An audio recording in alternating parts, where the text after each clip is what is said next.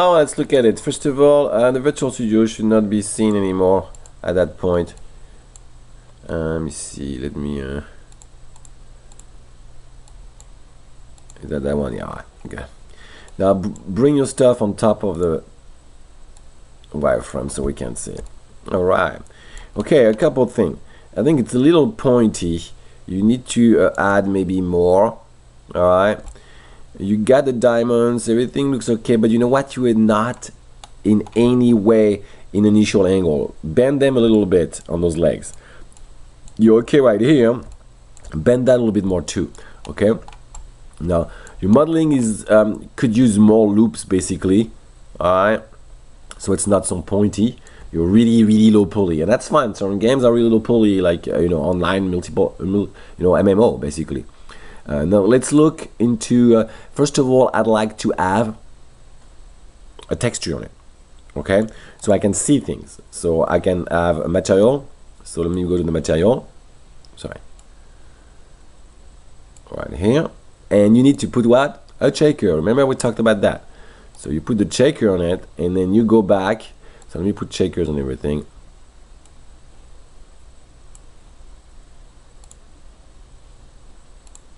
Alright, and shakers on that one too. Now that should be just one. So let me do everything once, and I'll do one. Assign new material, I'll put a boolean, and in that boolean I'll put a shaker. Now we want to make sure the shaker is a little bit smaller so we can see better. So we go to the window, rendering, hypershade. Oh, you have a lot of shaders, way too much. It makes the file heavy and you're not using them so anymore. So you're going to delete all unused node. Okay, I'm going to take the boolean right here, and right there I'm going to double click on the first one, the place texture. Oops, sorry. Let me see that. Let me go back right here and window.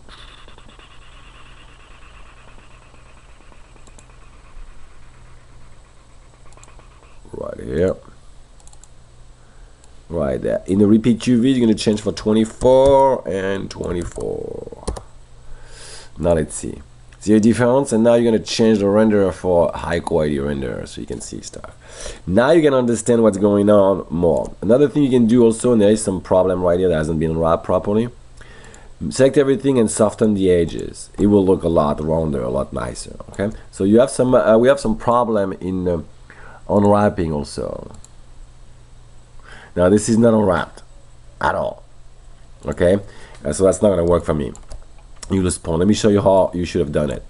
Okay, you should have done actually only one. So you don't even need both of them. If I select those faces, I can actually delete that for now. All right. Select my mesh and recenter, modify the center point. All right, the pivot points. Now I can do a Z, for example, and I'm already in Z planner. So I go to planner, option, put in Z. Apply it.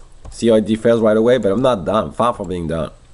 What I want now is go in the window UV texture editor, and I want to cut. See, it's right here. I want to scale it down first of all. Oops.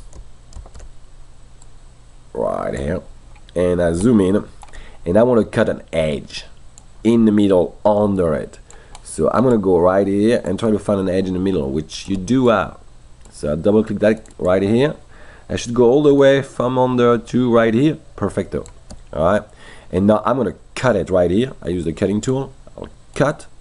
I'll right click on it and go UVs, select its UVs. So I go select a couple of them. I go select shell right here. And now I'm going to smooth UV unwrap tool. Click on it right here, and I'm going to select the unfold. And look, it unfolds itself perfectly. And look at the difference in the UVs. That's what you need to do for everything. Alright? Then you need to scale it down and bring it in position right here. Maybe even rotate it, because it's right there. Okay, so and then you need to put all those parts in the same quadrant right here. So you lose a bunch of points for that, right? For not doing that and not unwrapping properly your mesh. Okay, let me check that one.